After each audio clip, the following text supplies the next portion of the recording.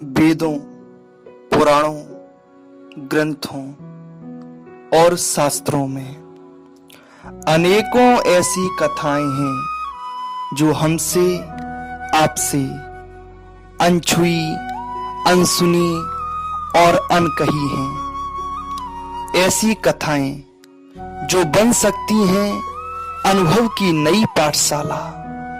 ऐसी कथाएं जो बन सकती हैं चाबी सफलता की। ऐसी कथाएं जो कर सकती हैं नव भारत का निर्माण। आइए चलते हैं दादी और नानी की उस परंपरा में जिसमें एक है राजा और एक है रानी। मैं पंडित सागरदास सुना रहा हूं आपको कथाएं जो करेंगी नव भारत का निर्माण।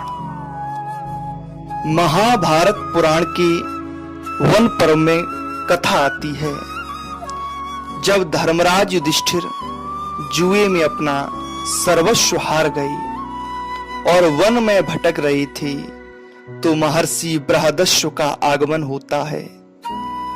महर्षि का सत्कार करने के बाद युधिष्ठिर उनके सामने दुखी होने लगे कि ऐसा कौन राजा होगा जिसने जुए में अपना सब कुछ हारकर दर दर की ठोकरें खाई हों।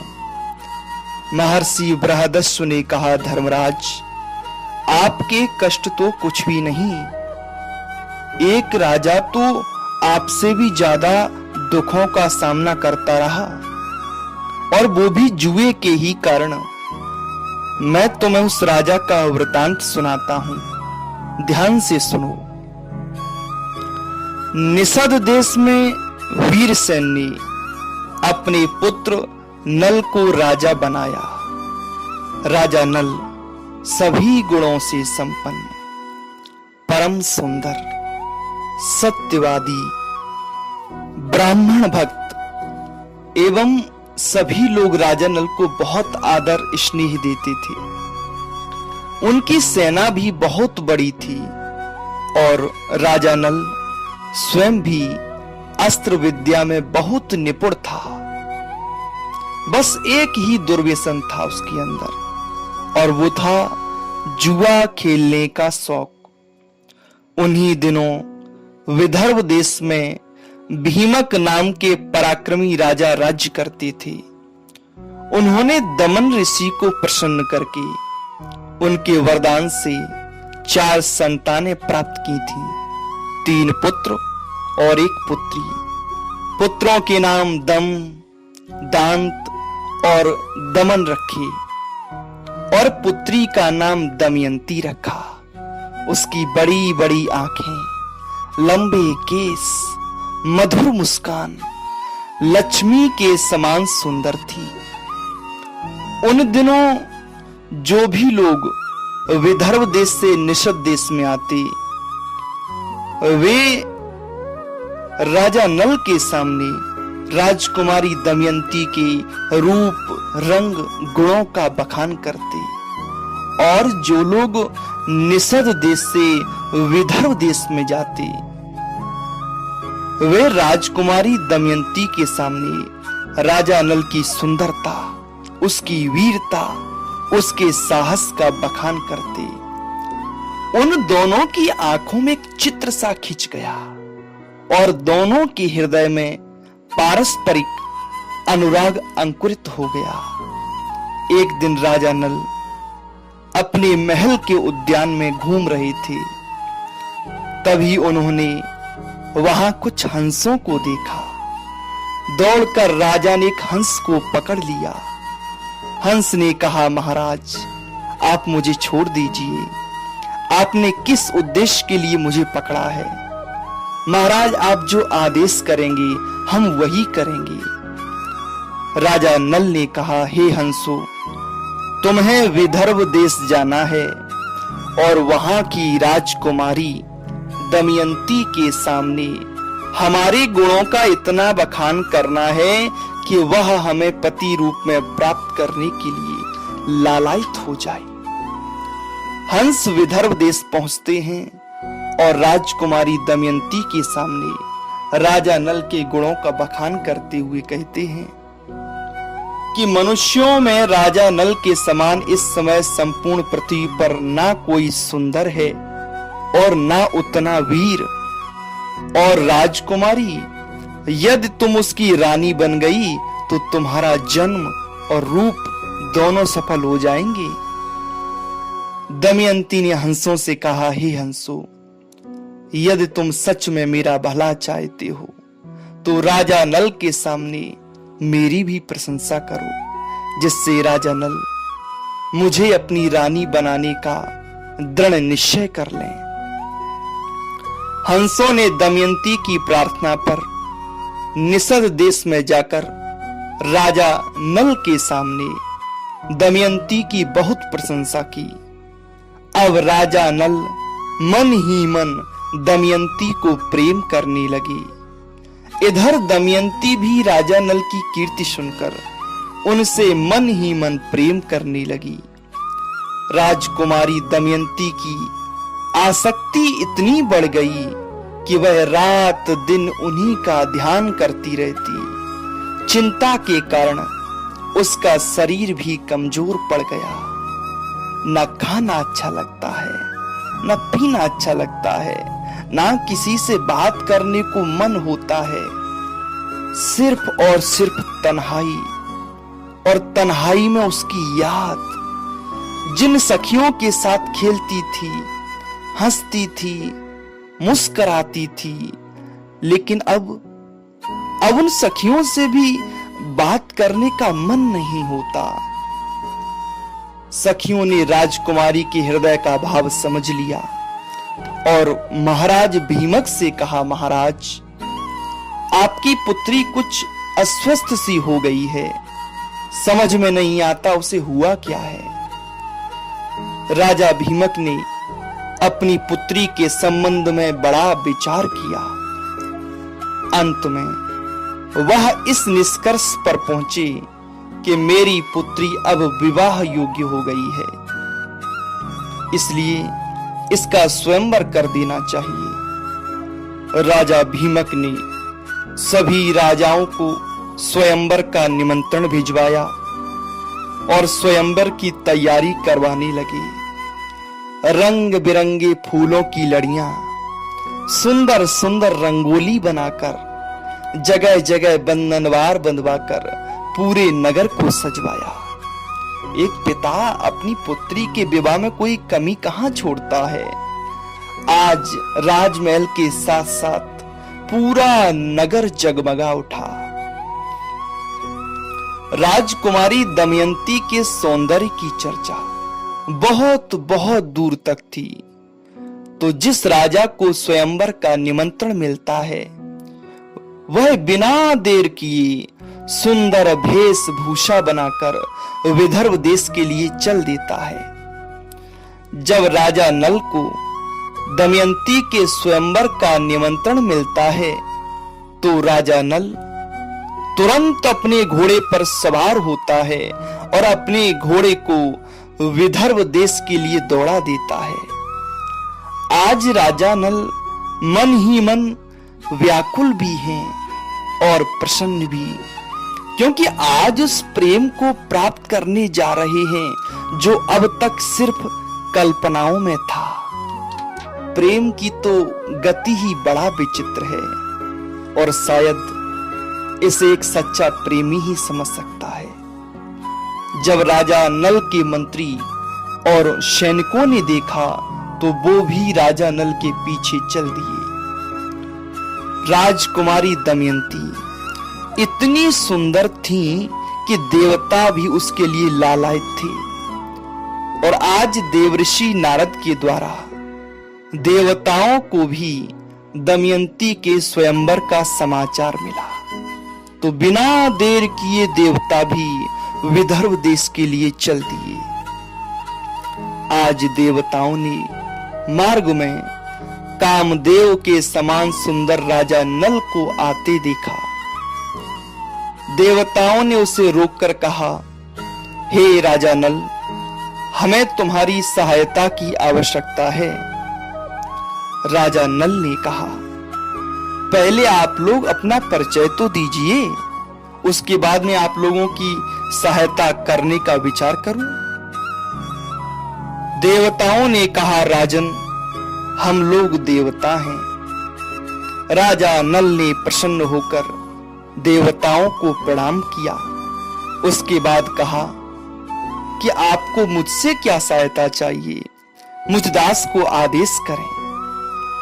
देवताओं ने कहा, राजन, ऐसे नहीं, तुम्हें वचन देना पड़ेगा कि हम जो कहेंगे वो करोगी।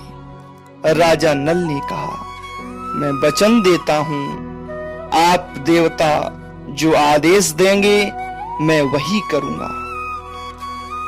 देवताओं ने कहा, राजन, तुम्हें विदर्भ देश की राजकुमारी दमयंती के पास हमारा ये संदेश पहुंचाना है कि हम देवताओं में से किसी को भी स्वयंवर में वर्ण कर ले। देवताओं के ये शब्द सुनकर राजा नल के शरीर से जान सी निकल गई, क्योंकि कल्पना के प्रेम का वो चित्र अब शायद कल्पनाओं में ही रह जाएगा। आंखों में आंसू, मुरझाए हुए चेहरे तथा कांपती हुई आवाज में राजा नल ने देवताओं से कहा, ये आपने उचित नहीं किया, क्योंकि जिस प्रयोजन के लिए आप वहां जा रहे थे वही प्रयोजन तो मेरा था। मैं मन ही मन उससे प्रेम करने लगा हूं और शायद वो भी मुझसे। मैं उसके पास आपका संदेश लेकर कैसे जा सकता हूं?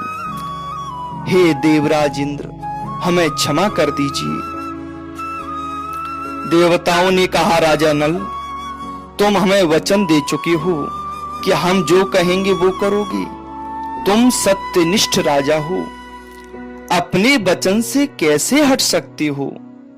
राजा नल अपने वचन के आगे विवश हो गए। दुखी मन से बोले, ठीक है, चला जाऊंगा, लेकिन राजमहल में तो निरंतर कड़ा पहरा रहता है।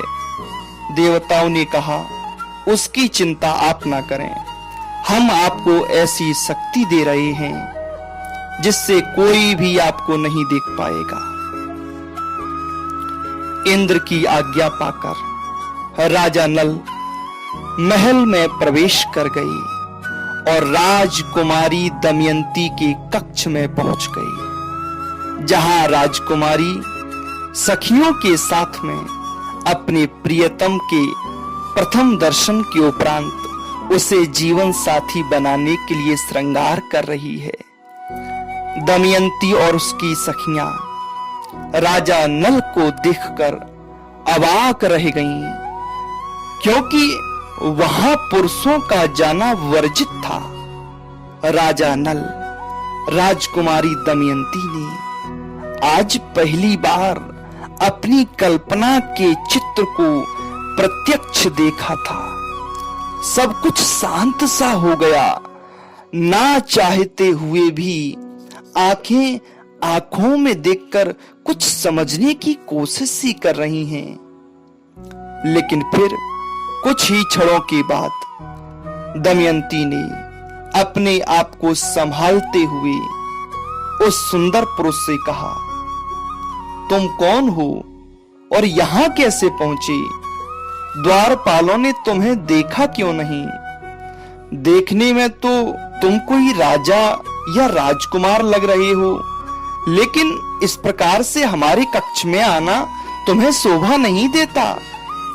साफ साफ बताओ, तुम कौन हो? राजा नल ने कहा, राजकुमारी, मैं निषद देश का राजा नल हूं। जैसे ही राजा नल का परिचय मिला तो आज उसके नेत्रों में एक अजीब सी चमक सी आ गई। राजकुमारी, लोकपालों का दूत बनकर तुम्हारे पास आया हूं। इंद्र, अग्नि, वरुण, यम, ये चार लोकपाल तुमसे प्रणय के प्रार्थी हैं। तुम स्वयंवर में इनमें से किसी भी देवता को वर्ण कर लो, यही संदेश लेकर तुम्हारे पास आया हूं। और उन्हीं देवताओं के प्रभाव से ही तुम्हारे महल में मुझे कोई देख नहीं पाया।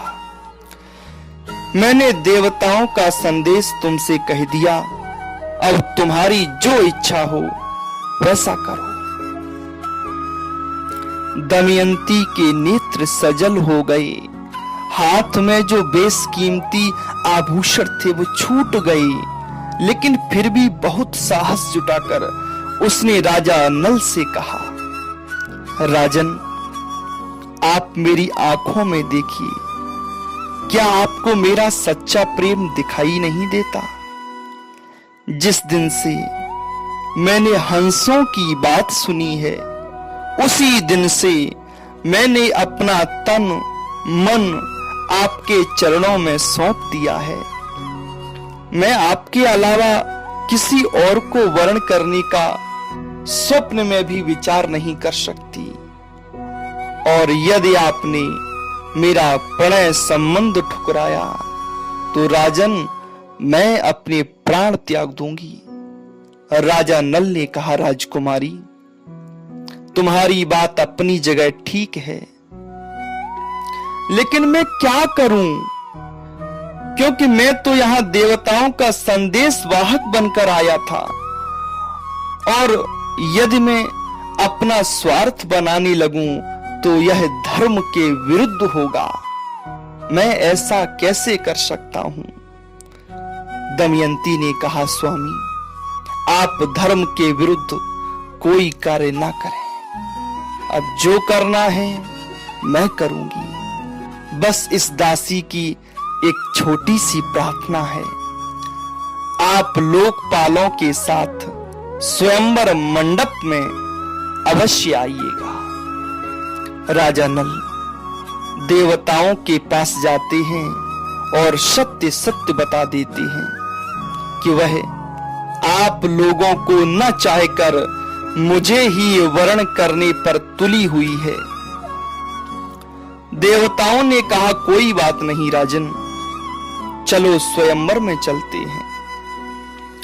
यहां विदर्भ नरेश ने ब्राह्मण आचार्यों से मुहूर्त पूछा है और शुभ मुहूर्त में स्वयंवर का समय रखा है। सभी राजा लोग स्वयंवर मंडप में अपनी अपनी आसन पर विराजमान हो रहे हैं। राजा भीमक ने सभी राजाओं की बहुत उत्तम व्यवस्था की है। लोकपालों के साथ राजा नल भी आकर अपने आसन पर विराजमान हुए। तभी किसी ने जोर से आवाज लगाई, सावधान, स्वयंवर मंडप में राजकुमारी दमयंती पधार रही हैं। और हाथों में सुगंधित फूलों की माला, चेहरे पर मंद मंद मुस्कान, पीछे सजी धजी सखियां धीमी धीमी चाल से चलती हुई राजकुमारी दमयंती स्वयंवर मंडप में प्रवेश करती हैं। सभी राजा लोग दमयंती के सौंदर्य को देखकर मन में बहुत विचार करने लगे, लेकिन दमयंती तो शायद पहले ही किसी की हो चुकी थी और बहुत जल्द सभी राजा दुखी होने वाले थे। राजाओं का परिचय दिया जा रहा है। दमयंती एक एक को देखकर धीरे धीरे आगे बढ़ रही है, किसी राजा के पास नहीं रुक रही, क्योंकि उसके नेत्र तो सिर्फ राजा नल को देखना चाहते थे। धीरे धीरे आगे बढ़ती चली गई और उसी स्थान पर पहुंच गई जहां लोकपालों के साथ में राजा नल बैठे हुए हैं। लेकिन जैसे ही पास पहुंची तो सभी देवताओं ने राजा नल जैसा ही स्वरूप बना लिया। वह जिसकी ओर माला लेकर जाती है वही राजा नल समझ में आता है। दमयंती असली राजा नल को पहचान ना सकी। तुरंत मन में विचार आया कि ये देवताओं की ही माया है, तो उसने मन ही मन देवताओं से ही प्रार्थना की, हे देवताओं, हंसों के मुंह से राजा नल का बखान सुनकर मैंने उन्हें मन ही मन पति रूप में वर्ण कर लिया है। मुझे क्षमा कर दो, और यदि मेरा प्रेम सच्चा है तो मुझे ऐसी शक्ति दीजिए जिससे मैं राजा नल को पहचान लूं। देवता दमयंती के सच्चे प्रेम को देखकर प्रसन्न हो गई। सच्चा प्रेम तो भाग्यशाली लोगों को ही प्राप्त होता है। देवताओं की शक्ति से राजकुमारी दमयंती ने राजा नल को पहचान लिया। फिर धर्म के अनुसार उनका वर्ण किया और गले में वरमाला डाल दी। तालियों की गड़गड़ाहट से पूरा राजमहल गूंज उठा। आज उनके सच्चे प्रेम की जीत हुई। अन्य राजा लोग शोक में डूब गए। देवता और महर्षियों ने आशीर्वाद दिया। राजा नल दमयंती पर बहुत खुश हुए। उन्होंने कहा, कल्याणी, तुम मुझे इतना प्रेम करती हो, मैं नहीं जानता था। तुमने देवताओं को छोड़कर मुझे वर्ण किया। आज मैं तुमसे शपथ पूर्वक सत्य कहता हूं, जब तक मेरे शरीर में प्राण रहेंगे तब तक मैं तुमसे प्रेम करूंगा। तुम्हारा स्थान जीवन में कभी कोई नहीं ले सकेगा। राजा नल दमयंती ने बड़े प्रेम से देवताओं को प्रणाम किया। देवता भी उनके सच्चे प्रेम से प्रसन्न हुए और आज देवताओं ने उन्हें 8 वर दिए। देवराज इंद्र ने कहा, राजा नल, तुम्हें यज्ञ में मेरा दर्शन होगा और उत्तम गति मिलेगी। अग्नि देवता ने कहा, नल, जहां तुम मेरा स्मरण करोगे वहीं मैं प्रकट हो जाऊंगा। मेरे ही समान प्रकाशमय लोक तुम्हें प्राप्त होगा। यम ने कहा, नल, तुम्हारी बनाई हुई रसोई बहुत मीठी होगी और तुम अपने धर्म पर चलोगी। वरुण ने कहा, जहां तुम मेरा स्मरण करोगी वहीं जल प्रकट हो जाएगा और तुम्हारी माला से सदैव उत्तम गंध आती रहेगी। इस प्रकार वर देकर सभी देवता लोग अपने अपने लोक को चले गए। अन्य राजा लोग भी निराश लौटे। भीमक ने प्रसन्न होकर बहुत विधि विधान से दोनों का विवाह करवाया। राजा नल कुछ दिनों तक विदर्भ देश की राजधानी कुंडिनपुर में रहे। उसके बाद राजा नल ने अपने ससुर जी की आज्ञा ली अपनी राजधानी में लौटने के लिए। अब वही समय आ गया जो हर बेटी के जीवन में आता है, विदाई का समय। घर के आंगन में खेल कूद कर कब बेटियां बड़ी हो गईं पता ही नहीं चलता। महाराज भीमक अपनी बेटी को अपने हृदय से लगाकर छोड़ना ही नहीं चाहते। सभी ने धैर्य धारण कराया। राजन, बेटियां तो पराई अमानत होती हैं, ये एक ना एक दिन अवश्य ही छोड़कर जाती हैं। राजन, ये तो संसार का नियम है और सभी को रोता विलकता छोड़ राजकुमारी दमयंती कठोर हृदय करके धीरे से डोली में बैठ गई। किसी से नजरें नहीं मिला रही, क्योंकि जिसे देखे उसी की आंख में आंसू ये देखकर और रोना आ रहा था। महाराज भीमक ने बहुत से हाथी, घोड़ा, दास, दासियां, सोना, चांदी अपनी पुत्री के साथ भेजा। राजा नल अपनी राजधानी में अपनी रानी दमयंती के साथ में आई। राजा नल धर्म के अनुसार प्रजा का पालन करते हैं। अश्वमेध आदि बहुत से बड़े बड़े यज्ञ करवाते हैं। इनके 2 संतानें हुई, एक पुत्र और एक पुत्री। पुत्र का नाम, पुत्री का नाम इंद्रसेनी रखा। शेष कथा अगले भाग में। राधे राधे।